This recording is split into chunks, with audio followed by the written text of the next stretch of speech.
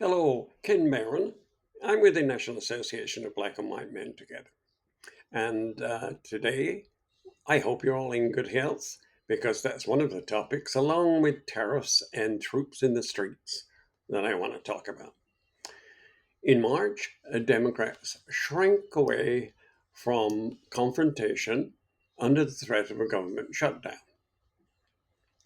Now, voters' growing disenchantment with the government and the unpopularity of the mega bill gives Democrats a chance to fight and win as another funding deadline appears.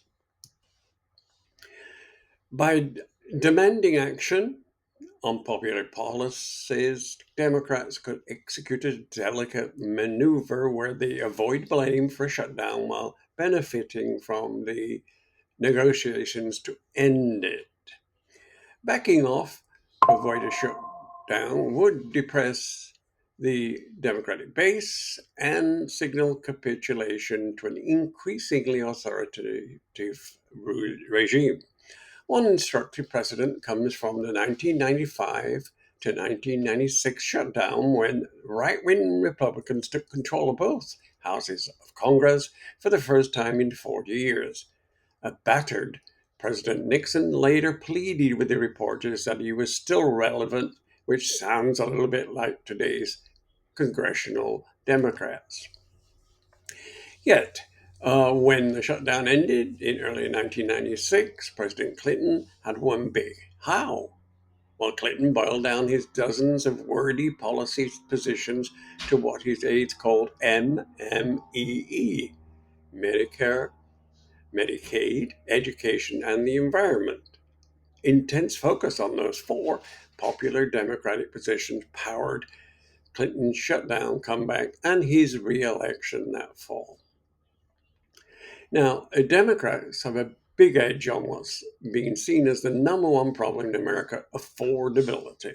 According to the new CBS News poll, a paltry 36% of Americans approve of the way the administration is handling inflation. On health, Democrats should demand an extension of the popular tax credits that made Obamacare more affordable for millions of Americans, which are scheduled to expire next week. They should insist on restoring funding for popular National Institute of Health grants, particularly for cancer research. Democrats should insist on the availability of vaccines, a position supported by 78% of adults in a recent NBC News poll.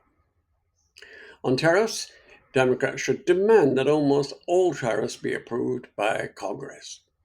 Democrats should demand the restoration of Mr. Trump's 500 million cuts in aid to local law enforcement and fund thousands of new officers while they're at it. They could effectively argue that it's better to spend money on preventing crime than having troops pick up cigarette butts on the National Mall, as that's been reported. All of this could be pursued while establishing the president cannot rescind appropriations without congressional approval, including a filibuster proof Senate vote. While a CBS News poll shows 47% approve of his goals, only 37% like his approach to these goals. That doesn't bode well for his management of a shutdown. And if Mr. Trump vetoes the appropriation bills extending the shutdown, he'll just tick off the millions of Americans who use government services in hundreds of ways. Would be further weakening Republicans heading into the midterms. Democrats should not deter from at least trying to do their duty. They should read the advice from the retired Supreme Court Justice Oliver Wendell Holmes Jr. offered to President Roosevelt when he took office in 1933. And amid a crisis of democracy, he said, quote, "Form your battalion and fight," end quote. Thank you for listening. I hope this was instructive and look forward to um, telling you more about uh, things that are happening in the country and important to the National Association of Black and White Men's mission and values. You can see more on our website at nabwmt.org. And don't forget, we're having a great convention next year in August, and it'll be in Las Vegas, Nevada. What happens in Las Vegas will stay in Las Vegas. So come, have some fun, and learn about a lot of things that are important. Thank you very much.